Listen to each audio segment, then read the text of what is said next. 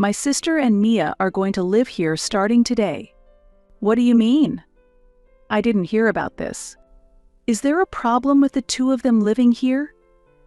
"If your mom isn't living here yet, there's room available, isn't there?" When I told Robert about my mom's plan to buy an apartment, something felt off inside me. Having Sandra and Mia live here was unexpected, and sharing the same space with them was a burden for me. I felt like I was only there to silently take care of household duties, as if it were a given. "If you don't listen to Robert properly, he'll throw you out." Sandra threatened me, but I stood my ground. I don't mind being thrown out. Besides, I'm already separated from Robert. What? I had already submitted the divorce papers when Robert was drunk. The apartment is in my mother's name. Robert and Sandra were desperate to convince me to let them stay in the apartment. However, the decision my mother and I came to was, I am Hillary Manning, aged 50. I have devoted myself to homemaking and childcare, supporting the growth of my children as a housewife all these years. I got married right after graduating from college. Blessed with 2 children, I enjoyed the busy yet fun days. Both of my children are now adults and living independently. My husband is also 50 and works at a well-known major company. He has always appreciated my role in the household, saying, "I'll leave the home to you." My husband is a bit prideful, occasionally speaking to me condescendingly. Though his attitude can be grating, the sense of security from having a reliable husband outweighed these moments. My father ran a hospital, and my mother worked as the head nurse there.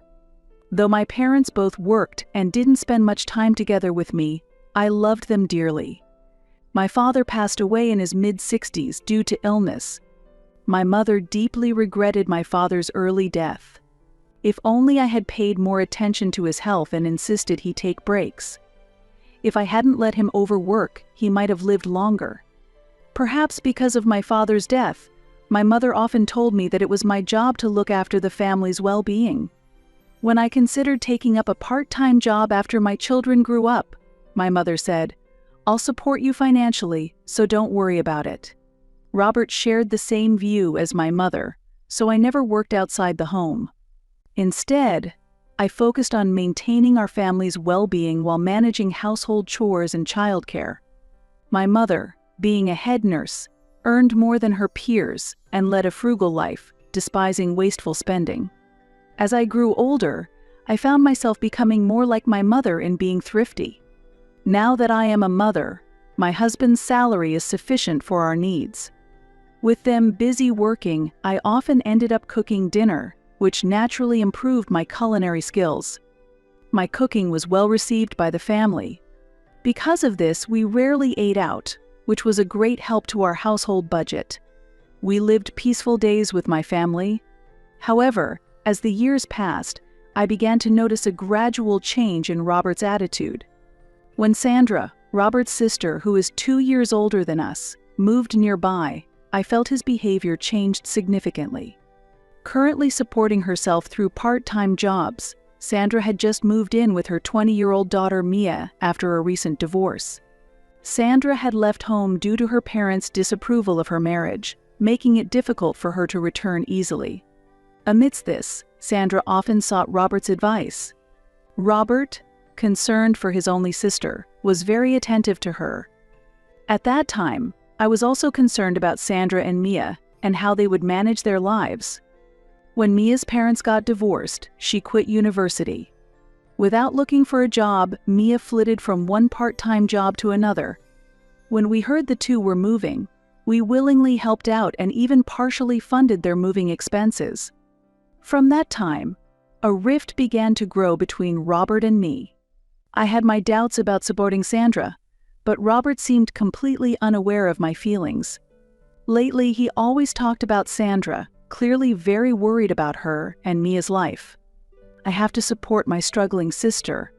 I began to hear such words from Robert quite often. Robert's visits to Sandra's home increased, and he often stayed late drinking with her. Feeling neglected as Robert prioritized Sandra, I felt lonely. As usual, when Robert returned from drinking at Sandra's home, I teased him by showing him the divorce papers. "Did you go drinking at Sandra's house again? Why don't you just divorce me and live there? Maybe you're right. Should I just sign this?" Drunk, Robert wasn't thinking straight and began to sign his name on the divorce papers. Despite being drunk, I was left speechless with surprise and confusion. In the morning, Robert acted as if nothing had happened, going about his usual routine. However, I was harboring a great deal of anxiety. The thought that he might continue to prioritize Sandra's life over mine, possibly leading to irreversible consequences, grew stronger each day. So, I decided to have a serious talk with Robert. I told him that I understood his desire to help Sandra and that I wasn't trying to negate that feeling, but I wanted him to also cherish me. I carefully chose my words, hoping we could reevaluate our relationship. "I understand that your sister is going through a tough time, but do you really need to go this far? I wish you'd care about me as much as you do about her." "Why do I have to hear this?" Robert's expression darkened. "Isn't it too much for her to rely on you just because she's divorced? Have you forgotten that I exist?" My words struck a nerve, and Robert suddenly became furious, slamming the table. Then his face turned bright red, and he began to shout angrily, "How would a housewife like you understand my sister's struggles? How can you even say that?" With that, he stormed out of the house. I wondered if I had gone too far, but I was furious that Robert could dismiss me like this. I had always put my family first, and his words felt like a denial of all I had done, tightening around my heart. The frustration and sadness overwhelmed me, and before I knew it, tears were flowing. Having devoted my days to homemaking, I felt utterly lost about why I had been trying so hard.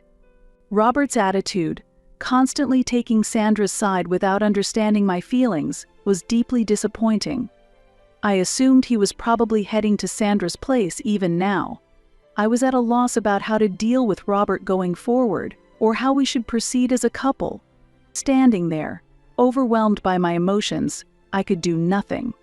The next morning, I calmed myself down and decided to have a proper discussion with Robert, so I headed to Sandra's house. Upon arriving, I pressed the intercom. Waiting nervously, it was Mia who came out, not Sandra. "Aunt Hillary, what's up?" Thinking Sandra might be at work, I asked Mia about Robert. "Robert hasn't come back, didn't he come here?"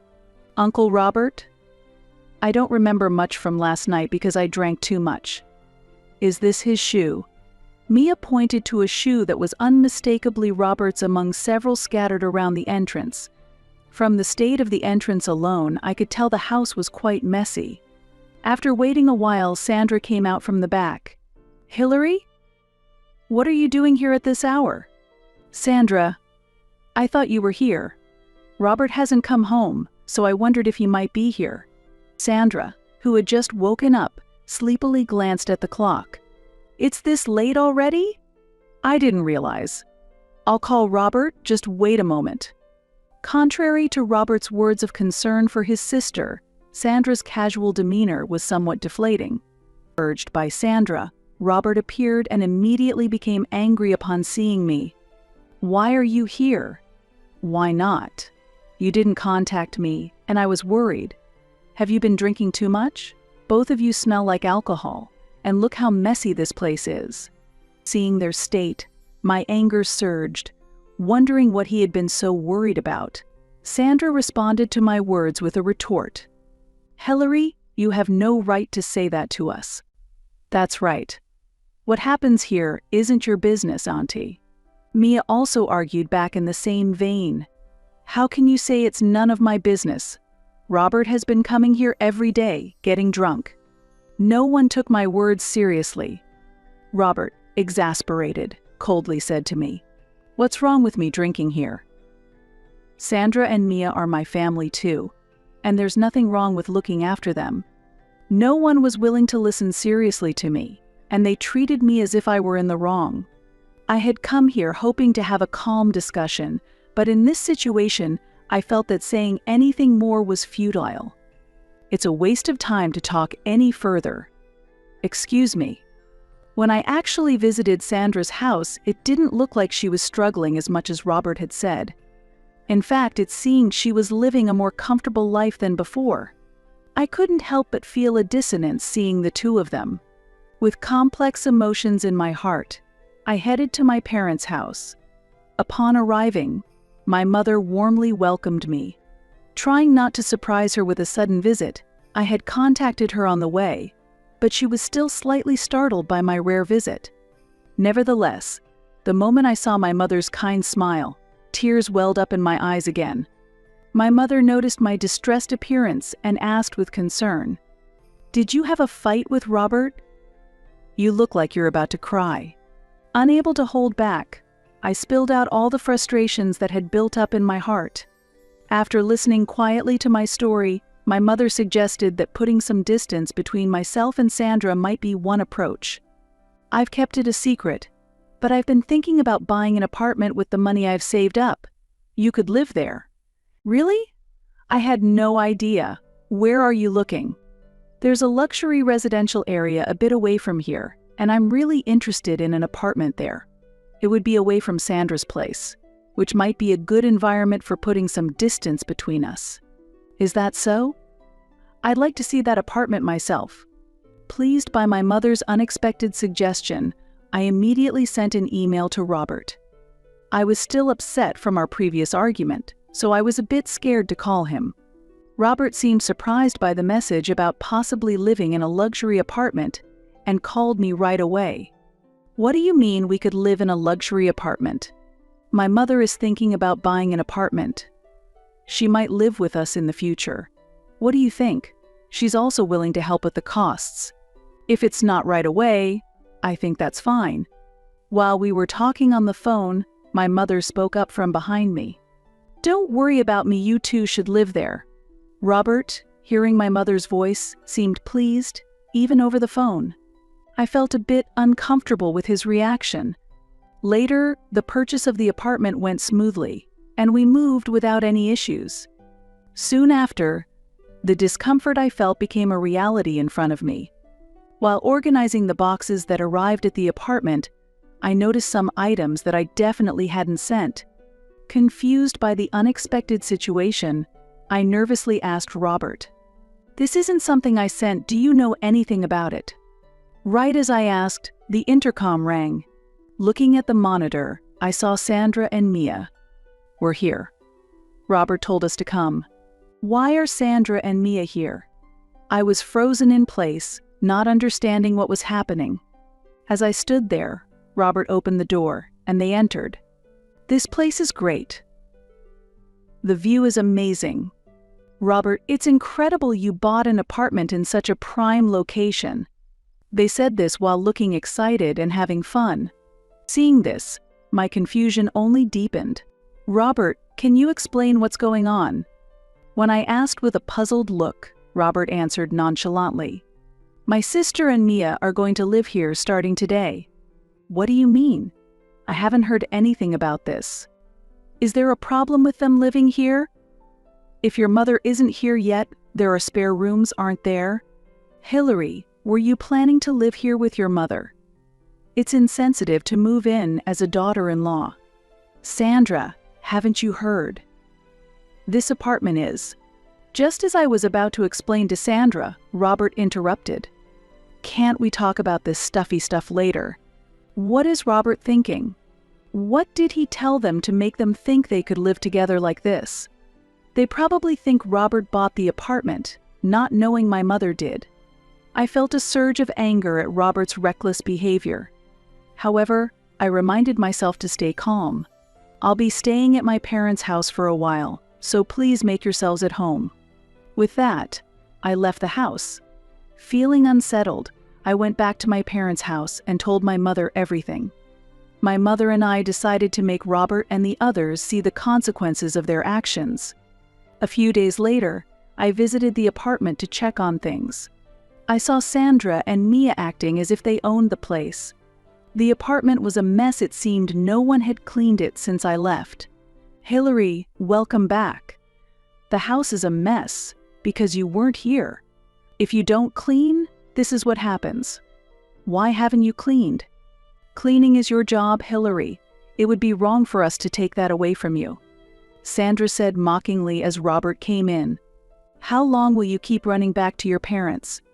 What are you thinking, leaving the house like this? There's a backlog of chores, so get them done. Sandra nodded as if agreeing with him. If you don't listen to Robert, he'll throw you out. Sandra threatened me, but I stood my ground. I don't mind being thrown out. Besides, I'm already separated from Robert. What? Robert and Sandra looked at each other in surprise. What are you talking about, Hillary? What do you mean you're separated from me? I haven't been consulted about your sister and her daughter moving in here. So I decided to go ahead with the divorce without consulting you. A divorce isn't something you can just decide on your own. Robert seemed to have no recollection of drunkenly signing the divorce papers. However, Robert's name was clearly written on the divorce form. I added my own name, submitted the form, and the divorce was finalized. When I discussed it with my mother at her house, she supported the decision to divorce Robert. She too was fed up with Robert's behavior and understood that staying together would only bring more suffering.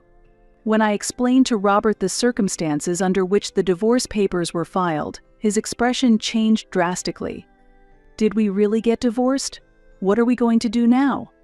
What do you mean? What are we going to do? This apartment was bought by my mother, so you will need to leave. What are you talking about?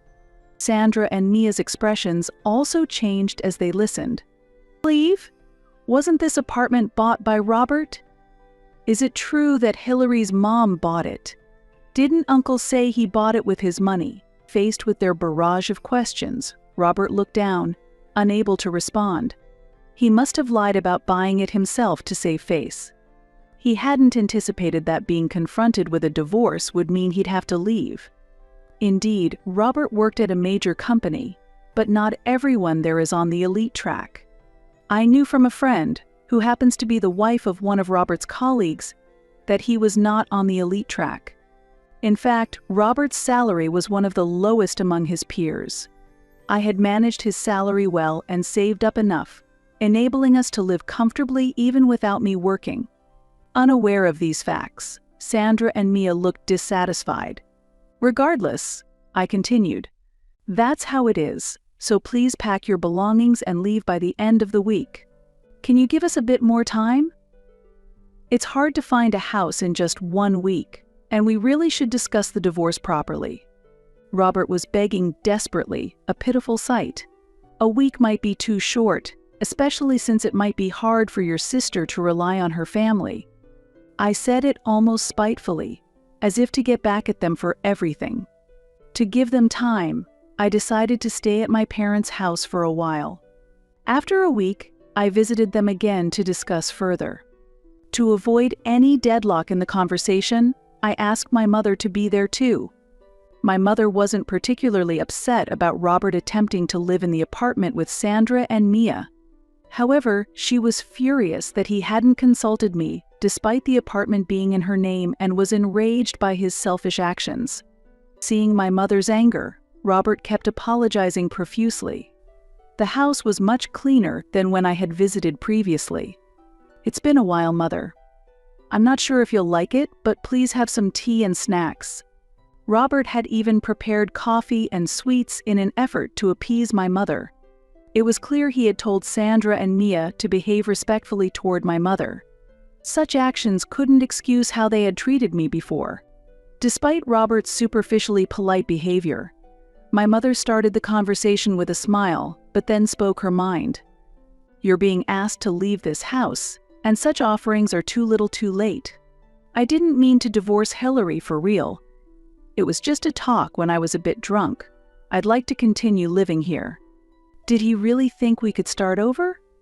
Was he just afraid of losing the apartment? My mother retorted. You intend to continue living here together? I know how you've belittled Hillary for all she's done for the family, managing the household and childcare. Hearing my mother's words, Robert glared at me. Are you tattling to your parents like a child about our marital arguments? I can't believe you discuss such things with your parents. That's why you're said to not understand the hardships of society, Sandra interjected. At this, my mother's face turned dark with anger and she shouted, "Don't you dare interrupt." Startled by my mother's intensity, Sandra momentarily stopped speaking. However, Sandra couldn't back down easily and began to argue back. "If you're telling me to be quiet, shouldn't you also keep quiet? Isn't this a matter between Robert and Hillary?" "Why do you always talk like that, Sandra?" I shot back strongly. Sandra, as an older sister, should not be criticizing others. "Do you think I don't know what kind of life you really lead, Sandra? What real life are you talking about? I heard from Robert that you were juggling several part-time jobs, but that's not true, is it? You sleep till noon and then go to the casinos, don't you?" Surprised by where I had learned this, Sandra was at a loss for words. Robert listened incredulously. "Is what Hillary saying true? Weren't you struggling with your security job because it was tough?" Sandra, looking down, replied, "I was sleeping while working late, so they let me go." I was astonished to hear for the first time why Sandra quit her job. It was shockingly irresponsible. Since then, Sandra seemed to have repeated problems such as being late for interviews and complaining about the hourly wage while looking for other part-time jobs. As a result, she ended up in her current sloppy lifestyle as she couldn't find anywhere to work. Robert listened to this with a stern face throughout. It seemed he was annoyed to have been lied to by Sandra. My mother thought enough was enough and turned towards Robert to change the subject. "Robert, everyone, whether a homemaker or someone who works outside, does something respectable. It's a big mistake to think only those who earn money face hardships." I felt like crying at my mother's words. She wasn't wrong. I had worked hard at housework and childcare, struggling but earnestly trying to protect my family. Unlike company employees who have days off, I also manage school activities for the children and relations with relatives on top of everything else. My mother continued. "Even from my perspective, Hillary has done a commendable job as a homemaker. A husband who cannot appreciate that is failing his duties." My mother's words weighed heavily on Robert. Being faced with such a valid argument, he had no room for defense. "You lack understanding of a homemaker's life, and I don't see how you can comprehend Hillary moving forward. Divorce seems to be the only option. Does this mean I can't live here anymore?" Robert's voice trembled slightly. My mother began speaking in a calmer tone. "If you want to live here, there's a condition. You need to transfer the apartment's deed to your name and take care of the mortgage. Then, there shouldn't be any problem." The three of them were surprised by such a proposal from my mother but soon smiled. "Please let us do that. I will take responsibility for the payments." "Robert, that's great. Now, you don't have to move.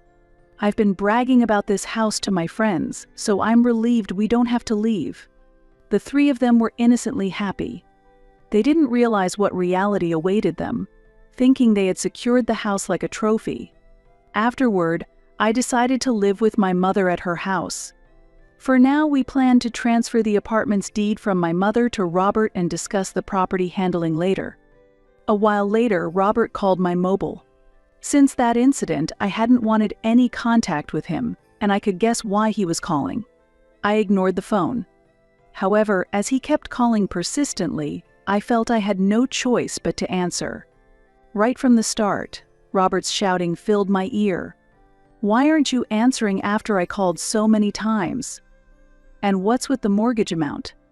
You were the one who agreed to change the deed and take over the payments? I didn't know about the $4,000 mortgage. There's no way I can pay that much." When planning my revenge against Robert together with my mother, I had anticipated Robert's desire for the luxury apartment, so I had only paid a down payment of $10,000. Since I had no intention of reconciling with Robert, I had told my mother to pay the minimum possible down payment. "Since Sandra is there, why don't the two of you split it? I can't ask my sister to do that." According to Robert, Sandra and Mia were still living off his salary without learning their lesson. They wanted to dress appropriately for their prestigious address and kept making Robert pay for their branded purchases. Despite repeatedly telling Sandra to find a stable job, she not only refused but also made excuses for not working. Being a homemaker is a real job too. Didn't Hillary's mother say that? I had to laugh at Sandra's convenient interpretation of my mother's words. That was a context meant for those married and managing households, not quite the same for divorced Sandra. Robert, as if seeking help, pleaded with me. Can you ask your mother for some financial assistance, even a little? Why should my mother help? Ask your own parents. Don't involve me or my family. Don't say things like that. Frustrated, I ended the call abruptly. All that remained was to proceed with the division of assets. With no income of his own, the property settlement would only add to Robert's financial burdens, making his future even more difficult. This was the result of Robert underestimating me. Unable to depend on anyone, Robert continued to struggle with the mortgage payments. Meanwhile, Sandra and Mia's spending habits remained unchanged, with Sandra still not working and going to casinos. When she won at casinos, she spent all her money on her favorite brands.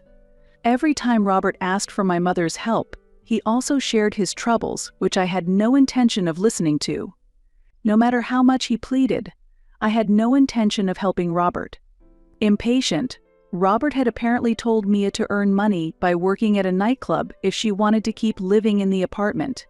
This led to a huge argument between him and Sandra, escalating to the point where the police were called to their home.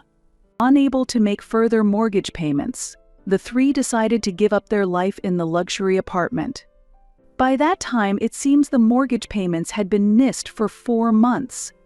I felt a bit sorry for the pitiful trio, thinking that if they had realized their limits sooner, they could have made this decision earlier. Now, the three of them are living separately. Since I have settled the property division with Robert, I likely won't have to see or talk to him again. Nor will I have anything to do with Sandra or Mia. I felt a sense of relief and clarity in my heart. After divorcing Robert, I had resumed my studies in nutrition. I had studied to become a registered dietitian in college and had already obtained my license. Even after getting married, I continued my studies whenever I had time. Now, after the divorce, I truly appreciate the value of this qualification. I had never worked as a dietitian before, but I always made sure our daily meals were nutritious. I am now looking to work somewhere I can make use of this qualification.